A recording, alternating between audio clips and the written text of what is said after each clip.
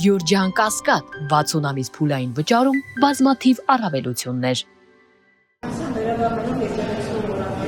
Վարչապետը հայտարարում է, որ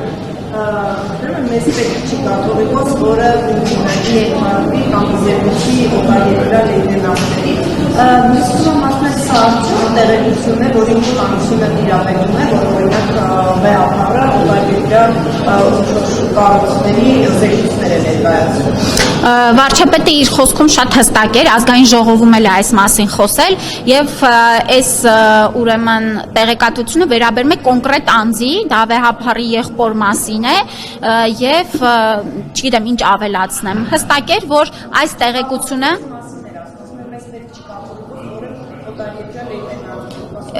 եւ ըստ էության գնահատականը դա էր, որ մեր թե կաթողիկոսը եւ թե մյուս եպիսկոպոսները եւ հոգեվոր հայրերը պետք է լինեն Հայաստանի շահը սպասարկող, Հայաստանի ժողովրդին հավատարիմ անձինք եւ սա է մեր դիրքորոշումը։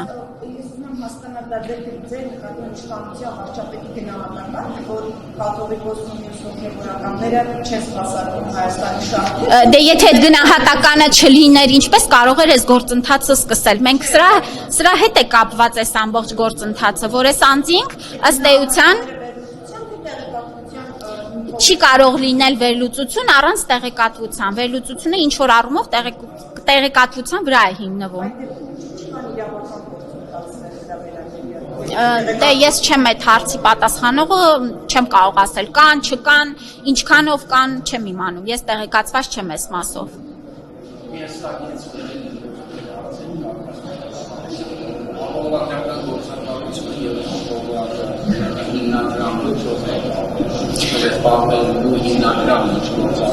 Հիմնադրամը ունի այլ կարգավիճակ, այն հիմնադրամ է, գործակալությունը ուներ ուրեմն առողջապահության նախարարության ոչ թե ենթակայությամբ, այլ կազմի մեջ էր գործում, իսկ սա լինելու է առանձին կառավարության կողմից հիմնադրված կառույց եւ սպասարկելու է ապահովագրության ամբողջ գործընթացը եւ իհարկե մինչեւ 2029 թվականը նաեւ պետական պատվերի հատվածը, այսինքն ամբողջական սպասարկումը իրականացնելու է հիմնադրամը։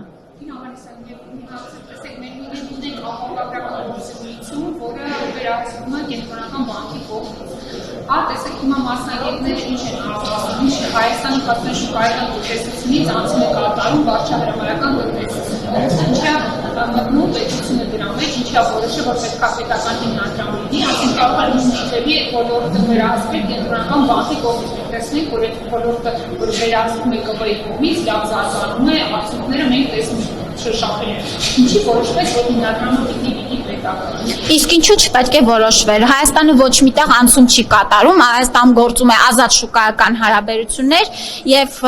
կարող ենք ասել, որ ամեն տարի այդ շուկայի ազատականացման, պայմանների թափանցիկության եւ հավասար հնարավորությունները ավելանում են։ Շատ երկրների օրինակ է, երբ որ առողջապահական ապահովագրությունը, պետական բազային փաթեթը, այո, սպասարկում է պետական հիմնադրամ։ Սա հանրային շահ է եւ հանրային բարիք է եւ մեր կարծիքով այս պահին Հայաստանի տնտեսական, առողջապահական ցուցանիշները ցույց են տալիս, որ այս մոդելը ամենաարդյունավետն է լինելու։ Իսկ մասնավոր ապահովագրական ընկերությունները շարունակելու են աշխատել, դուք նաեւ տեղեկացված եք, որ վերջերս ավստրիական շատ խոշոր ապահովագրական ընկերություն Հայաստանում ներդրում իրականացրեց, սա եւս խոսում է այն մասին, որ առողջության համընդհանուր ապահովագրության համակարգը նպաստում է Հայաստանում ընդհանուր առմամբ ապահովագրական շուկայի զարգացմանը։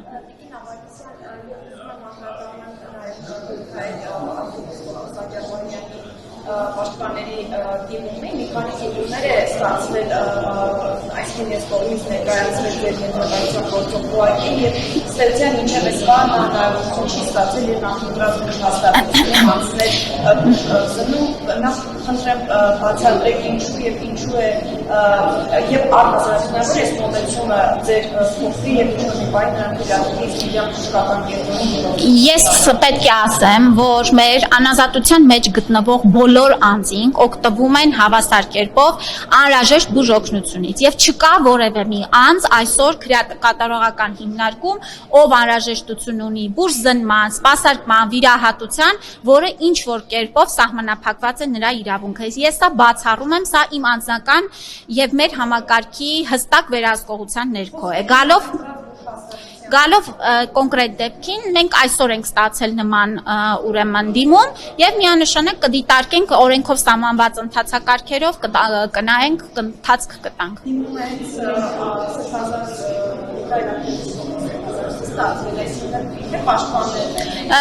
Պաշտպանների կողմից է ներկայացվել։ Մենք նախորդ անգամ դիմում չենք ստացել, որը որ համապատասխան ընթացակարգերի ենթադրել է այն պահանջը, ինչ որ նոր հնչեցվում է։ Մեր կողմից տեսեք, քրեակատարողական նայեք, քրեակատարողական հիմնարկում գտնվող անձի բուժ սպասարկումը իրականացում է որոշակի ընթացակարգով։ Դիմումներ են եղել եւ այսպես առաջարկներ են եղել պատշաճ բուժօգնություն կազմակերպելու, որը առանց այդ դիմումների էլ կազմակերպվում էր։ Հարցը վերաբերվում է կոնկրետ բժշկական կենտրոն գնալու հետ եւ սահմանված կարգով դիմելու, այս մասին եմ խոսում, որ նոր ստացել ենք նման դիմում։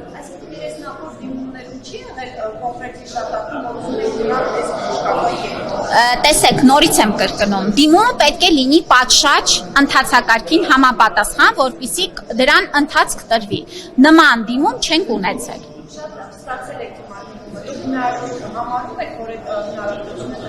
Իհարկե, իսկ ինչու չեմ համարում։ Միանշանակ ինչու ոչ, ես նման հնարավորությունը չբացառեցի։ Պաշտպաններից մեկը ասում է, որ ձեր այդ կողակի աշխատողներից մեկեցել է սրբազանի եւ ասել է կարող են ցանկացած այդ հիվանդանոցներ, բայց ոչ իսկիթիանը կա։ Տեսեք, հարգելի գործընկերներ, ընդհանուր առմամբ սա նորից եմ կրկնում, պետք չի շահարկումների տեղիք տալ։ Մենք ցանկացած անձի, այդ թվում նաեւ Միքայել Աջապաղյանի առողջական ցանկացած խնդրի մասով եղել ենք շատ ուշադիր, ժամանակին եւ անհրաժեշտ բուժօգնությունը տրամադրել ենք։ Այլ մանրամասների չեմ կարող անդրադառնալ։ Չեմ կարող ասել, ըստ սահմանված կարգի ընթացք կտանք։ Բայց չեք տեսնում եք այդ հնարավորությունը, որ Ես չժխտեցի, որ այո կարող է նման հնարավորություն լինել։